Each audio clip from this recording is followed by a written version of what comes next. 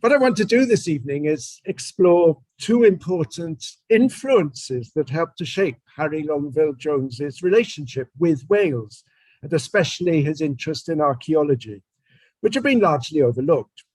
His deep political conservatism and his involvement with official measures to protect historic monuments in France. Accordingly, the discussion will fall into two main parts. First, I'll consider what lay behind his interest and involvement in Wales and show how his sympathy for the Welsh language and nationality were rooted in his political ideas. This will lead, secondly, to an examination of his approach to the study and preservation of Welsh antiquities, and especially how this drew on his experience and knowledge of what one scholar has called the birth of heritage under the July monarchy in France. Before going any further, though, let me sketch out some biographical details. Who was Harry Longueville Jones?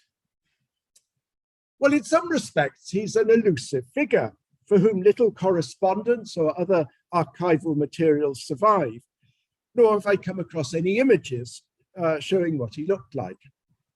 Thanks, however, to his numerous essays and antiquarian articles, together with those of his letters, which are still extant, and comments by those who knew him, we can piece together a picture of a man whose restless intelligence reflected central concerns of his age, notably a hard-headed commitment to educational and social improvement, grounded in statistical analysis, complemented nevertheless by a romantic sensibility that took delight both in the beauties of nature and in antiquities, especially those of the Middle Ages. That sensibility was also intimately connected to his Tory politics, with its idealization of a hierarchical, deferential society ruled by the aristocracy. It may be that this outlook had its origins in Jones's family background among the gentry.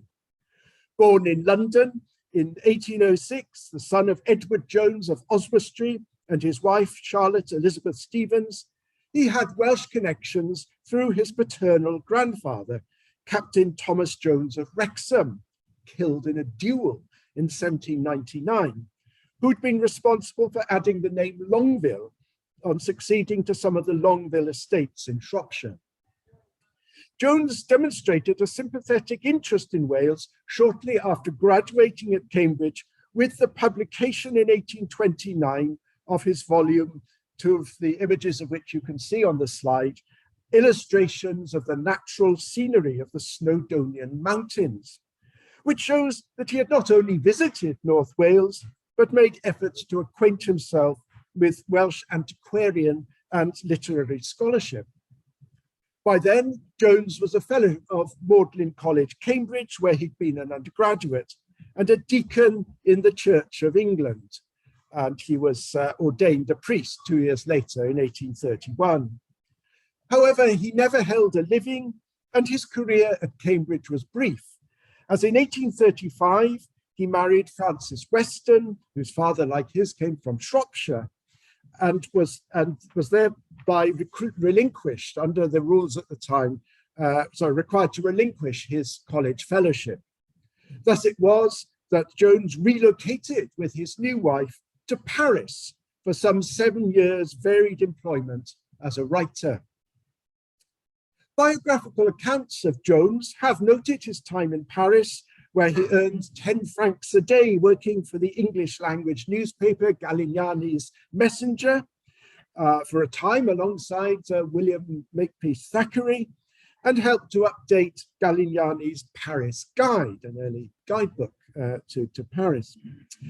Thackeray later described Jones as, to quote, an excellent, worthy, lively, accomplished fellow, whom I liked the better because he flung up fellowship and tutorship at Cambridge in order to marry on nothing a year. Though he went on to say he didn't find Mrs. Jones all that agreeable.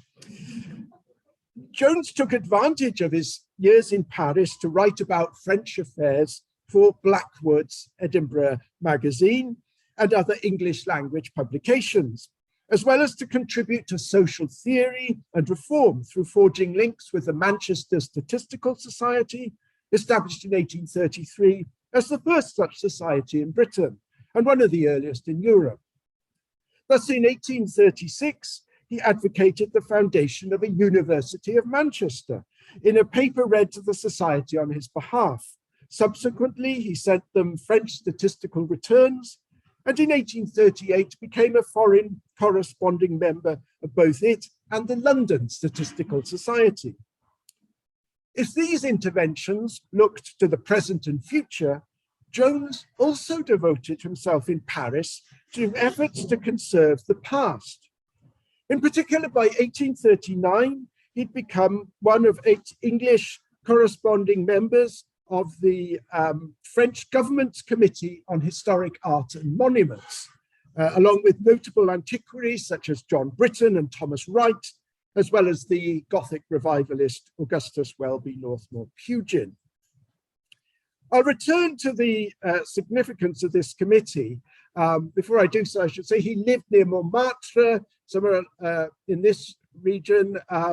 Rue Breda is where he lived, which is now two different roads in Paris. This is one of them, Rue Henri Monnier.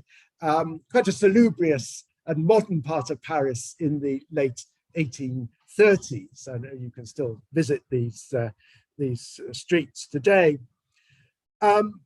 Anyway, what's worth stressing is that from the late 1830s, he clearly wished to establish himself as a bona fide antiquarian in England as well as France, writing about French monuments and their conservation in English language publications, and being elected a fellow of the Society of Antiquaries of London in 1841.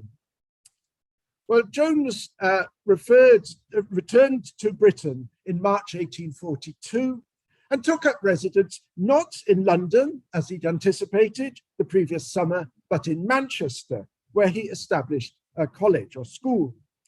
Why he decided that it was time to leave Paris and why he chose Manchester are unclear, though, as we've seen, he'd already demonstrated an interest in the latter in his proposals for a university and his wider involvement with the town's statistical society. However, after 3 years in Manchester, he'd had enough, telling Robert Blackwood in May 1845 that "I find the air of the place highly prejudicial to my health, and my occupation as a schoolmaster, though profitable, sadly fatiguing and harassing. I am thinking of retiring into Wales, where I am on the point of building a cottage, and can then give myself up again to literary pursuits altogether." While in Manchester, Jones met his fellow High Church Anglican, whom Priest Morgan just referred to, John Williams ap Ithel, with whom he campaigned against the amalgamation or proposal to amalgamate the 2 North Welsh dioceses of Bangor and St. Asaph and transfer their surplus revenues to the Diocese of Manchester. Having discovered that they also shared a desire to promote the study and preservation of Welsh antiquities, the 2 men went on to found Archaeologia Cambrensis and the Cambrian Archaeological Association.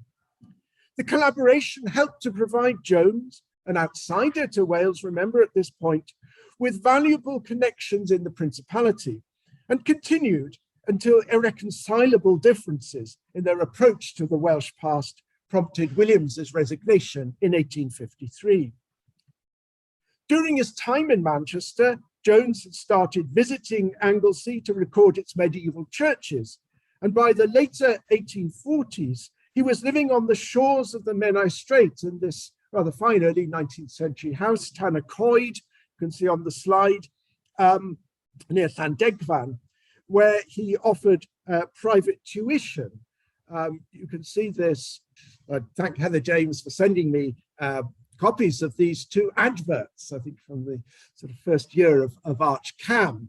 And you can see that, well, there's this rather mysterious widow lady on the left who is offering classes to young ladies, sort of who you contact through Longueville Jones. And then he himself on the right is offering gentlemen notice, education or at Tanacoid in Anglesey. So he's still trying to teach and make some money that way, even after relocating here. I'll go back to there. I mean, it's not exactly clear when he moved, but I won't go into that now. He seems to have been there by 1846, and he's certainly there in the 1851 census. Okay, so in addition, in December 1848, Lord John Russell's administration appointed Jones Inspector of Church Schools in Wales, an appointment that must have transformed his financial circumstances. Whereas previously he had presumably depended on a private income supplemented by various payments for journalism and teaching, Jones was now in receipt of a government salary of £600 a year. However, his tenure of the office proved unhappy, marked as it was by conflict with his superiors, resulting, at least in part, from his sympathetic attitude to the Welsh language, and ended in what has been described as his virtual dismissal from office in 1864, after the first of a series of strokes that left him an invalid until his death in November 1870. He spent his last years with his daughters in Brighton and Kensington, but continued contributing to Archaeologia Cambrensis, and as late as 1868 contemplated a return to the world of education when he applied to be headmaster of the newly founded Fettes College in Edinburgh. So that very briefly is sort of some of the main phases in Jones's life. Let me turn next to the first of the two main parts of the discussion and consider the influence of Jones's political views on his relationship to Wales. These views are expressed most clearly in some of the 26 articles he contributed to Blackwood's Edinburgh magazine between 1840 and 1849, together with the associated correspondence from the Blackwood papers preserved in the National Library of Scotland. These letters show that Jones continued to offer pieces for publication in the periodical almost until the end of his life. However, his offers were rebuffed and increasingly ignored for reasons that remain unclear. Founded by the Edinburgh publisher William Blackwood in 1817, with a strongly conservative outlook reflected in its satirical attacks on Whigs and radicals such as Leigh Hunt and William Hazlitt, the magazine, generally known as MAGA, combined political commentary on current affairs with fiction, book reviews, and essays on literary and other topics, all published anonymously, as was the custom at the time. While accounts of Jones's involvement with Wales mention that he contributed to Blackwood's magazine, the significance of his views there has been recognized only in studies of Victorian periodicals and literary culture, which have pointed out that, as one would expect, he gave forceful voice to Tory opinion on a wide range of issues. In particular, Jones has been presented as exemplifying a paternalist vision of a hierarchical, organic society under the leadership of the landed aristocracy. A reaction to radical political, social, and economic change inspired us with Disraeli's novel Sybil in 1845 by romantic medievalism, an outlook reflected, for example, in an article advocating the merits of, to quote its title, feudalism in the 19th century. Tory convictions hold an important key to understanding the motivations that drove his multifarious activities, be it a social and educational reformer, defender of the Welsh language and nationality, or an antiquarian with a particular passion for the Middle Ages. Three of Jones's essays in the magazine deal directly with Wales and offer valuable insights into what drew him to the country and how he regarded it. The earliest, which appeared in the April 1848 number, bears the perhaps rather off-putting title today, Travelling in Taffyland. Sandwiched between lengthy reviews of works on the conquest of Sicily by Charles of Anjou in the late 13th century and the 18th century lawyer Lord Hardwicke, The essay emphasised the rewards awaiting visitors to Wales, or to be more accurate, North Wales, and offered advice on how to make the best of their travels there. Its author enlivened his account with reminiscences of his own visits, including a flea-bitten night in a house in Aberdaron en route to Bardsey Island, served up as a warning against staying anywhere but inns, or failing that to, quote, make up your mind fairly to bivouac it amid the fern and the heather, or else sit up at your vigils by your host's fireside. His views here of the Welsh are in fact rather ambivalent, and obviously to play to some of the prejudices of the time. They include complaints of indolence, dishonesty, and dirtiness. And this ambivalence also comes out in a series of triads for travellers at the end of the essay. These encapsulate the author's view of Wales as a country well worth seeing on account of its natural beauty, fishing, and antiquities, while suggesting a somewhat patronising, if not indeed hostile, attitude towards the native inhabitants. To quote just one example, the 3 qualifications for properly pronouncing the Welsh language: a cold in the head, a knot in the tongue, and a husk of barley in the throat. Well, by 1848, Jones was a seasoned traveller in Wales. As we've seen, almost 20 years earlier, in 1829, while a fellow of Magdalen College, Cambridge, he'd published his illustrations of the natural scenery of the Snowdonian Mountains. So there, a volume that contains descriptions of places and antiquities illustrated with engravings of drawings Jones had made, an early indication of his facility as a draftsman and illustrator. Other aspects of the book bear witness to what would become abiding concerns. Thus, it is apt that the future advocate of 19th century feudalism dedicated the volume to the Duchess of Gloucester, that is Princess Mary, a daughter of King George III, and its subscribers included other members of the royal family and aristocracy. In addition, we have a foretaste of Jones's sympathy for the Welsh language. The title page is adorned with lines by the 12th century poet Hywel ap Owain Gwynedd in the Welsh orthography of William Owen Pugh. And among the work's concluding remarks, Jones wrote the following: "A knowledge of the Welsh tongue is desirable and may be acquired without much difficulty by the use of a few books, especially Owen Pugh, Grammar and Dictionary. That the simple language of our British forefathers has not obtained its due degree of cultivation is not its fault, but its misfortune, arising from the political depression of the people." He went on to say that though some ridiculed this and other languages which were foreign to them, yet it will be regarded with interest by the curious philologist and the philosophical historian as having been a powerful instrument in preserving the simplicity and independence of an ancient nation whose fate is to become indiscriminately blended with their more powerful neighbours and whose place may be overwhelmed in the vortex of human fluctuations. The question of language loomed large in Jones's other 2 Welsh articles for Blackwood's magazine. These revealed that his interest in Wales was not simply that of a gentleman with a romantic sensibility in search of picturesque ruins or the sublime. A month after the appearance of his advice to travellers to Wales, the periodical carried another essay by him, this time focused on a topic of highly contemporary and contentious significance, which, as they mentioned in the introduction, an extended review of the reports of the Commissioners of Inquiry into the state of education in Wales, popularly known as the Blue Books, published in 1847.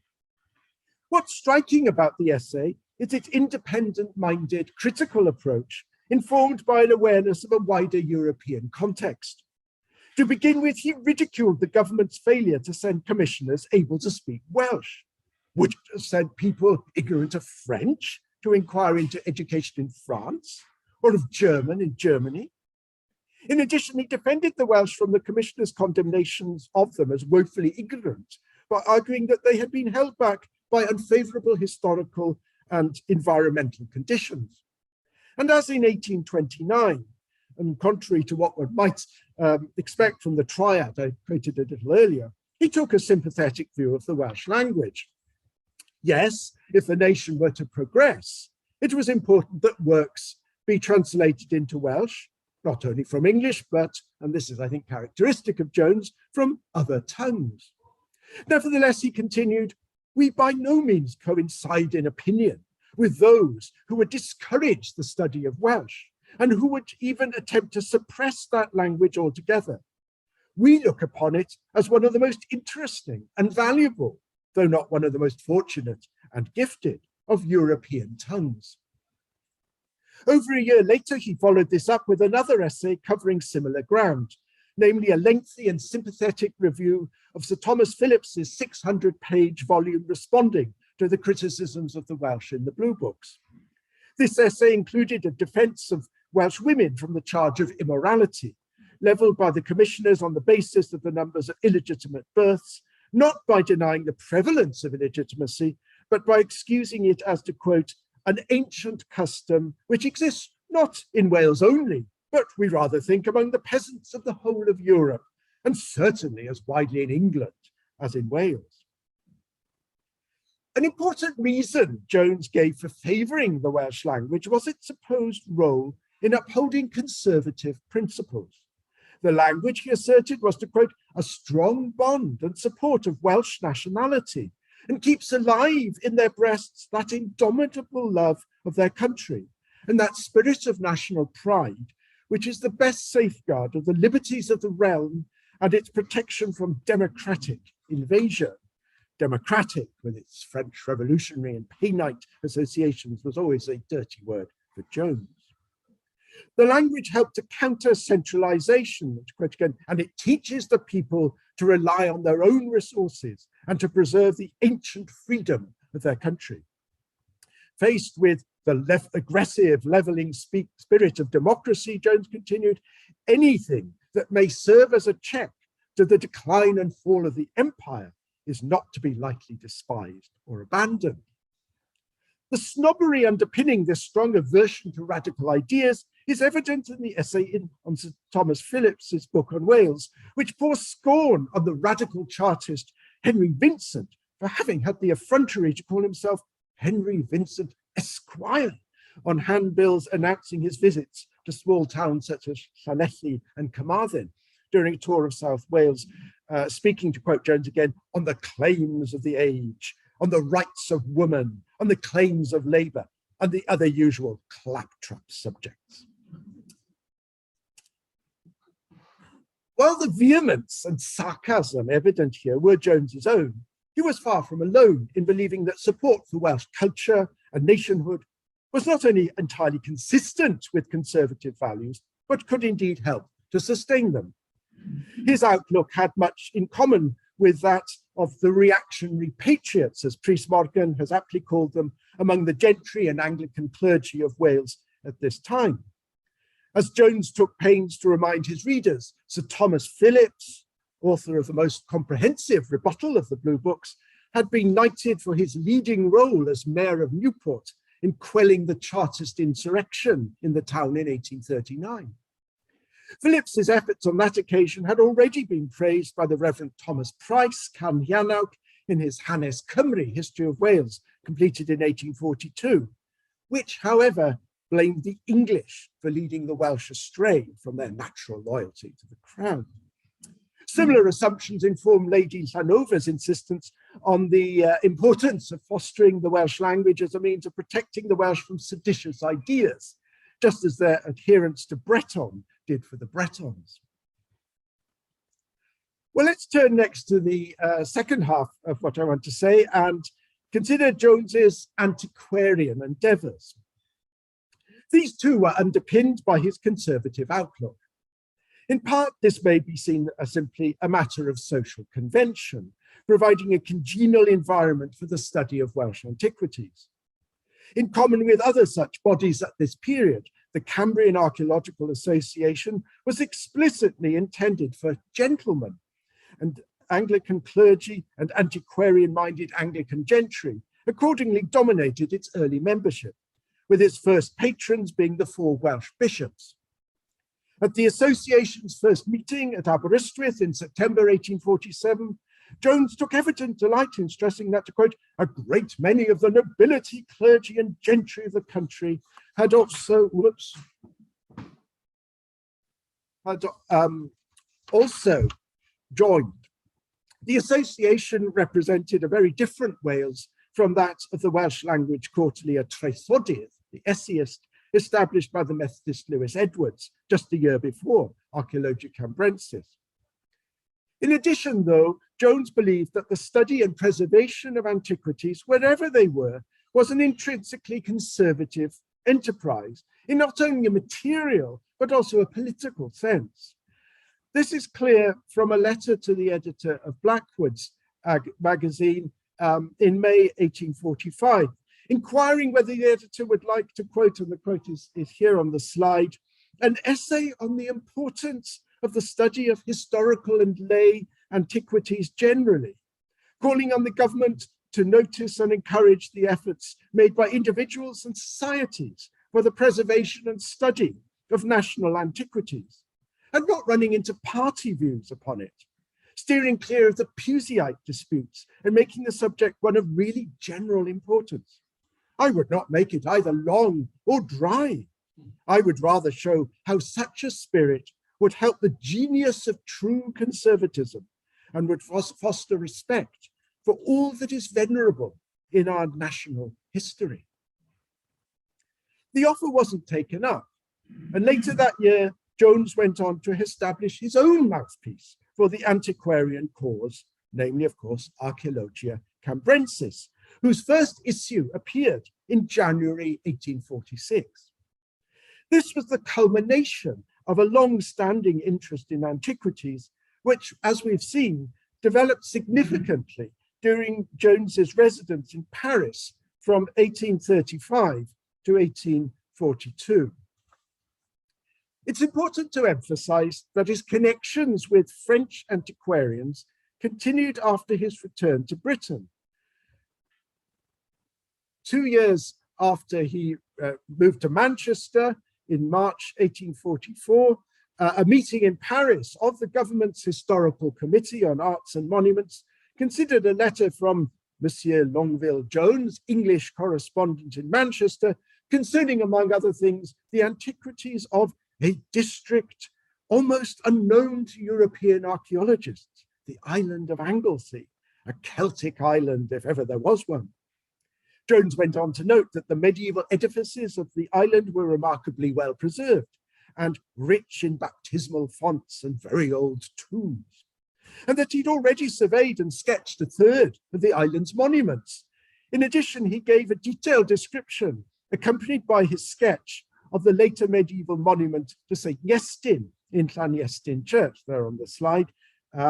Several members of the committee then commented on the sketch, according to the report, including Prosper Mérimée, renowned author and Inspector General of Historic Monuments in France. And Jones was thanked warmly for such an important contribution. Now, there are strong grounds for believing that his years in Paris were crucial to the approach Jones adopted with respect to Welsh antiquities from the mid-1840s onwards. Indeed, Jones continued to take pride in his membership of the Historical Committee on Arts and Monuments for the rest of his life. This final part of the discussion will proceed in two stages. I'll begin by examining Jones's involvement with the Historical Committee on Arts and Monuments, drawing mainly on the reports of its proceedings, where he appears in French guise as Monsieur Longueville. This will lead, second, to a consideration of the influence of this experience on Jones's approach to and organisation of work on antiquities in Wales, including his continuing links with the Paris Committee and with other antiquaries and archaeologists in France and also in Brittany. Why Jones decided to take up residence in Paris after his marriage in 1835 is uncertain, though the lower cost of living than in England may have been an important attraction.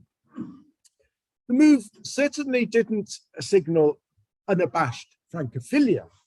On the contrary, as a staunch Tory, Jones took a largely negative view of the July Monarchy, that is, the regime established by the July Revolution of 1830, what he once called that last great piece of French dirty work.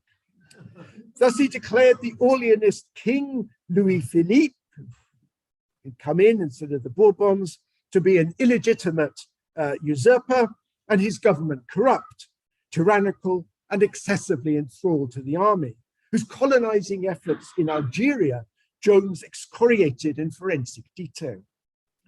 These and other perceived ills had one root cause: the baleful influence of the 1789 revolution. Thus, under Louis Philippe, to quote, "The forms of a republic exist no longer, but institutions based on republican ideas subsist in unmitigated tyranny."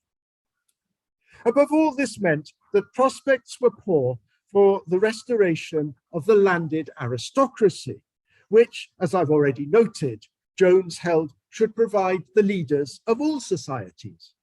In short, he declared, in moral and political terms, to quote, "We have nothing, absolutely nothing, to wish to imitate from the French."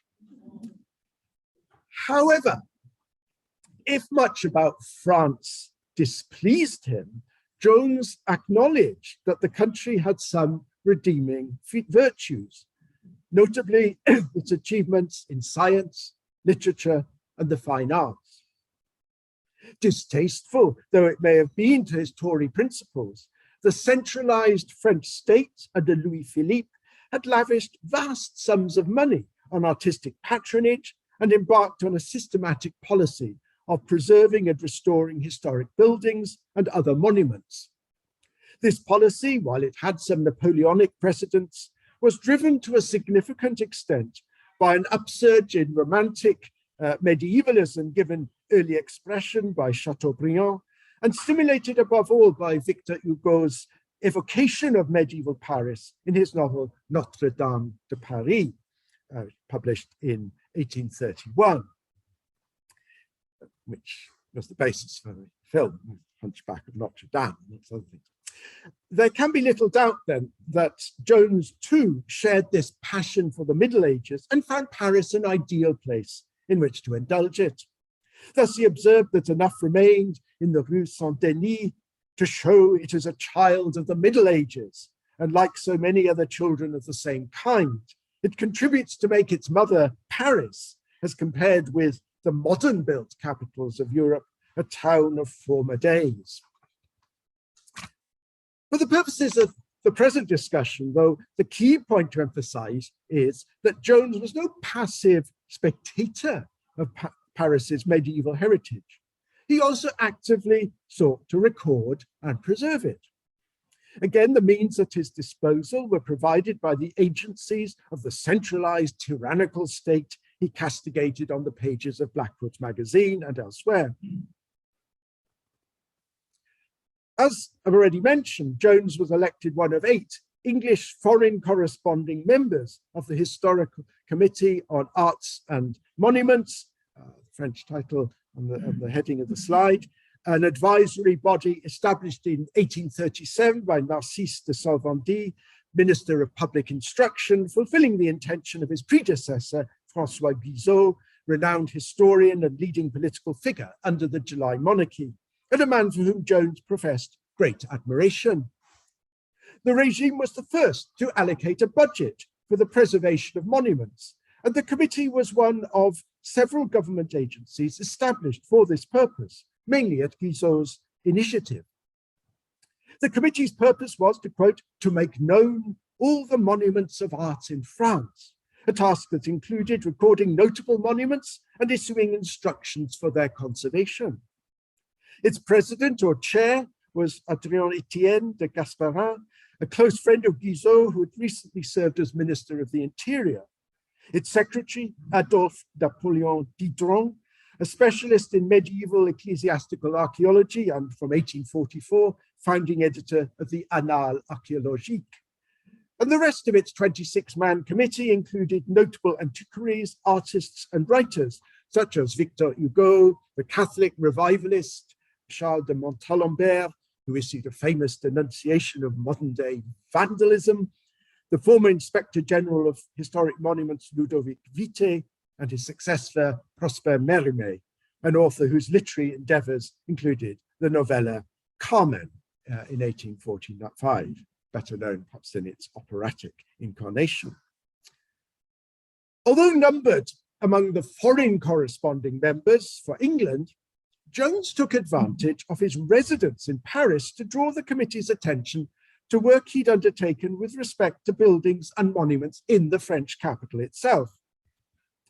In 1839, he submitted a copy of a lengthy article he'd published the previous year, reviewing recent publications on French heritage and comparing the development of antiquarianism in France and England.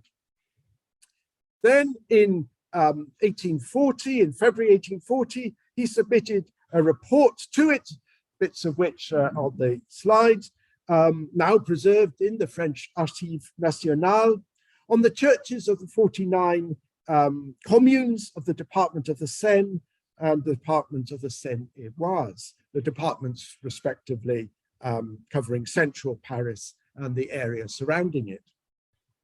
The committee agreed to forward this report to the Minister of the Interior, and 2 months later, on the 27th of May, 1840, the committee reported that the minister had received the report and agreed that the Inspector General of Historic Monuments would visit those churches whose archaeological merit and state of degradation made them eligible for financial support.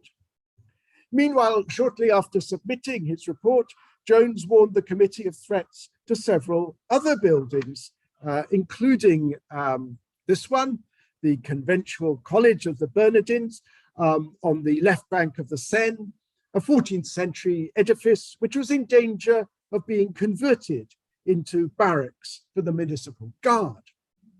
The following year, Jones alerted readers of the Gentleman's Magazine to the building's importance as a chef d'oeuvre of Gothic architecture and elaborated on the threats it still faced. And there's the drawing he made of it, the engraving of the drawing he made of it, reproduced in that article. Jones's antiquarian activity in Paris reveals not only a committed and capable practitioner of careful systematic survey, including the production of plans and sketches, but also a campaigner for heritage conservation. The same qualities would become evident once he turned his attention to Welsh antiquities from the mid-1840s. And this brings us to the second stage of this final part of this talk, namely the influence of Jones's experience in France on his work in Wales. To begin with, it's clear that Jones shared the Historical Committee on Arts and Monuments' view of itself as an example for other countries.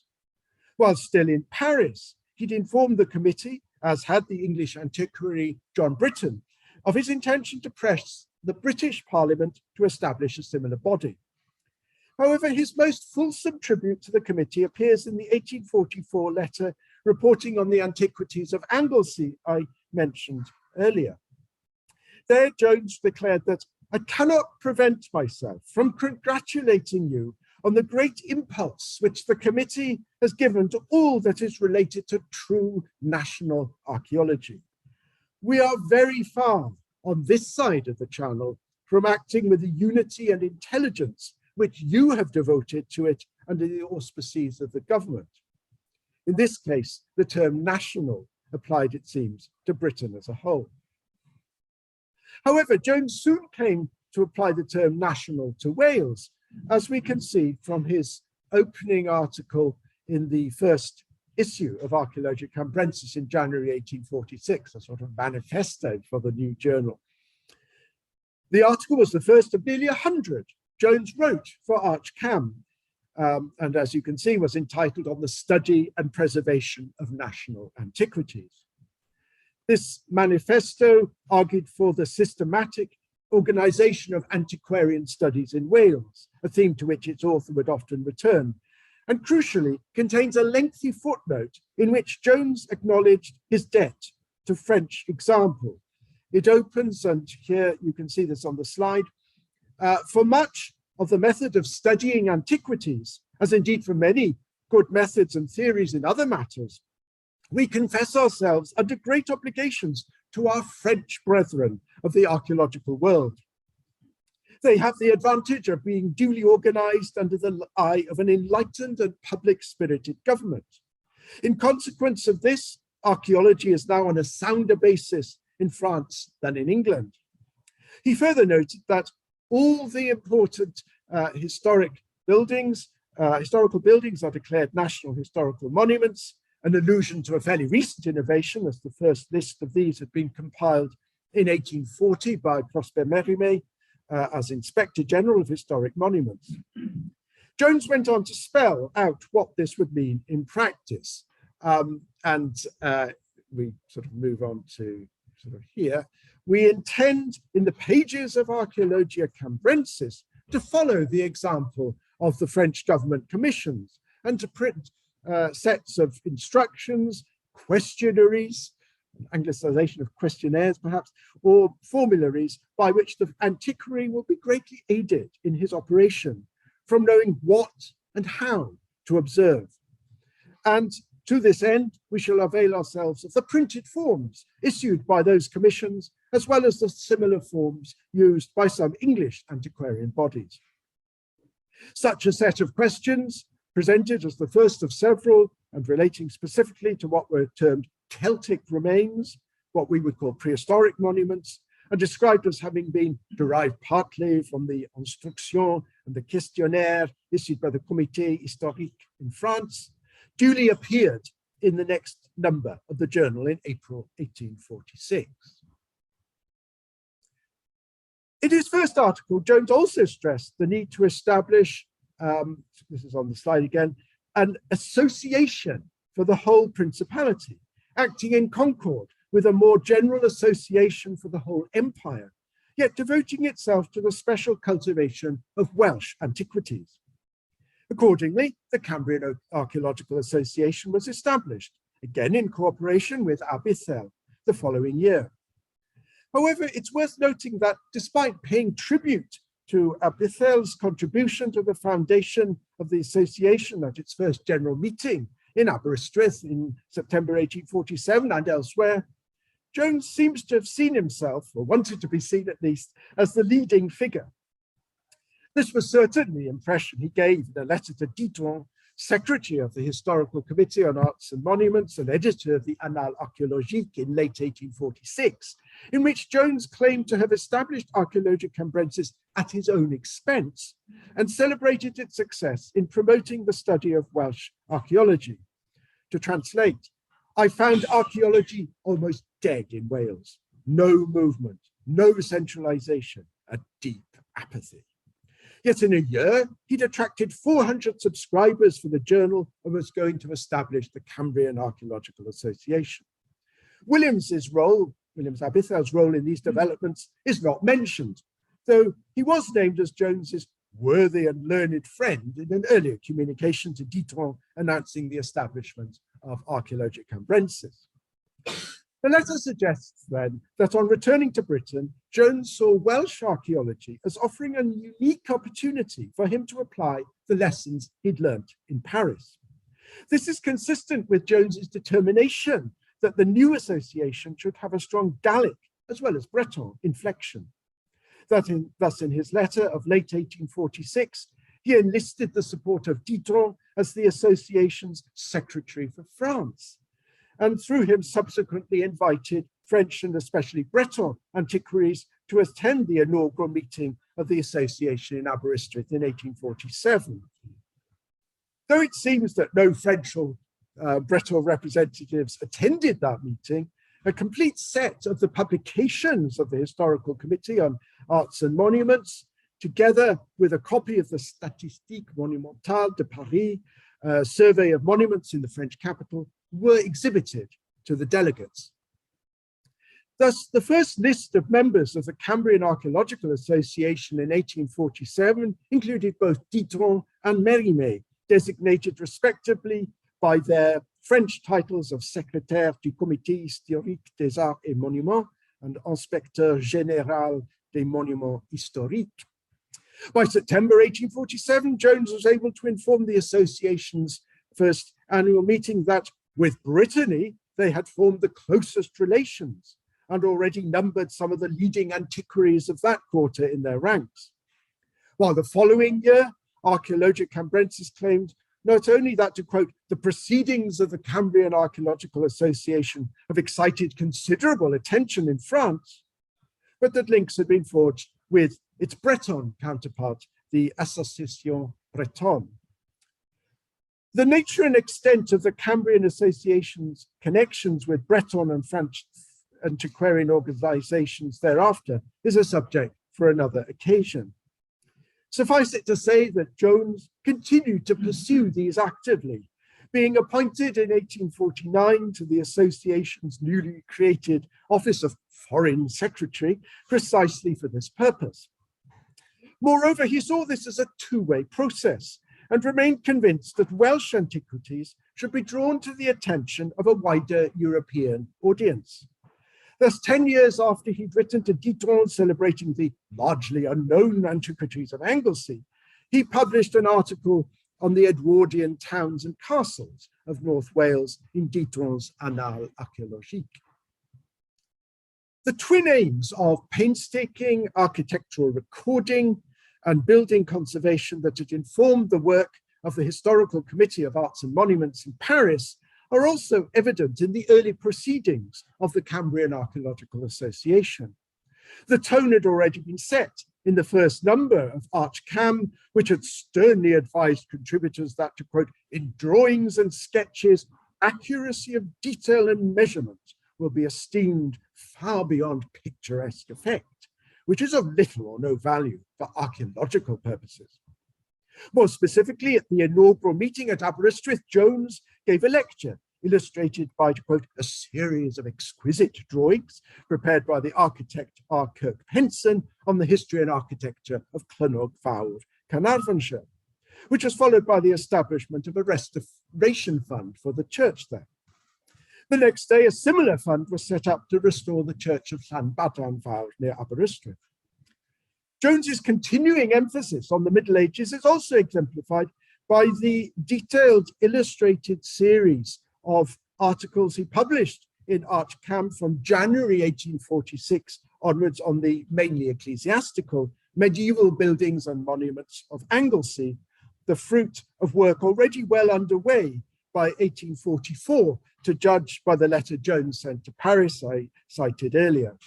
This survey of Mona Mediaeva was soon accompanied by a similar one of Carnarvonshire entitled Arvonia Mediaeva. Here, Jones applied to Wales his capacity for the systematic survey and recording of medieval buildings that he'd previously demonstrated in Paris. Admittedly, the focus of Archaeologia Cambrensis as conceived by Jones was by no means exclusively medieval. Nevertheless, thanks to his particular interests and previous experience, it did become an important vehicle for publicizing the material remains of the Welsh Middle Ages and for efforts to try and ensure their conservation or restoration. It seems fair to conclude then that Harry Longueville Jones's experience of French medievalism and its attendant heritage measures significantly informed the initiatives he took with respect to the study and preservation of Welsh antiquities. Of course, it would be absurd to claim that Archaeologia Cambrensis and the Cambrian Archaeological Association were no more than the unintended consequences of measures taken by the July monarchy in France. The foundation of the association needs to be placed in a variety of contexts, including what one scholar has called a great proliferation of printing clubs and learned societies that radically altered the study of the past in Britain in the 1830s and 40s. Not least the British Archaeological Association, founded like the Association Bretonne in 1843. Indeed, to judge by an account Jones published in 1854, the Archaeologia Cambrensis and Cambrian Archaeological Association were only established after the failure of his negotiations with, to quote, the antiquarian societies in London, with a view of their forming for us within themselves a section of Welsh antiquities, and afterwards with Mr. Albert Way and Mr. Parker of Oxford for obtaining a certain portion of the pages of the Archaeological Journal for the reception of Welsh antiquarian papers. As that didn't work out, it was decided to publish a journal themselves, with funds from James Dearden, Lord of the Manor of Rochdale, and FSA guaranteed by Jones. Perhaps in that sense, he financed it, I don't know. It's unclear whether the negotiations occurred before the final split of the British Archaeological Association, BAA, founded in 1843, to whose archaeological journal Jones had contributed from 1844. If they did, Jones presumably also approached the Society of Antiquaries of London, of which he'd been a fellow for some years, though its moribund state at that time hardly made it a promising prospect. Equally, though, negotiations with the BAA may have been hampered by the divisions increasingly evident in the organization from early 1845. These culminated in the secession of a faction led by Albert Way in September 1845 to establish a rival body, the Archaeological Institute of Great Britain and Ireland, which retained control of the journal. In any event, it appears that both Jones and Aberthel were in greater sympathy with Way and his supporters than their opponents, led by Thomas Wright, for both founders of the Cambrian Archaeological Association, as well as its first president, Sir Stephen Glynn, became members of the Archaeological Institute, the new breakaway body, at its inception, and modelled the Welsh Association closely on that of the Institute. On the other hand, the name of the Cambrian Archaeological Association, of course, echoed that of the British Archaeological Association. Likewise, Archaeologia Cambrensis had exactly the same format and quarterly publication schedule as the Archaeological Journal. I'm not entirely sure my images sort of 100% support that, but there is a similarity in the sort of way they look. To conclude, Jones was open then to various sources of inspiration. For instance, he admired the great Irish antiquary, George Petrie, whose weighty volume on the ecclesiastical architecture of Ireland, anterior to the Anglo-Norman invasion, was the subject of the first extremely complimentary review, very probably by Jones, in the first number of Archaeologia Cambrensis in January 1846. Nor could Jones have succeeded without tapping into an existing vein of antiquarian interest in Wales, especially amongst those of a similar social and educational background, the gentry and Anglican clergy. Nevertheless, finally, it remains the case that the particular approach this versatile and energetic English Tory adopted towards the antiquities of Wales had largely been formed not in the early Victorian Principality, but in the Paris of Victor Hugo. Thank you.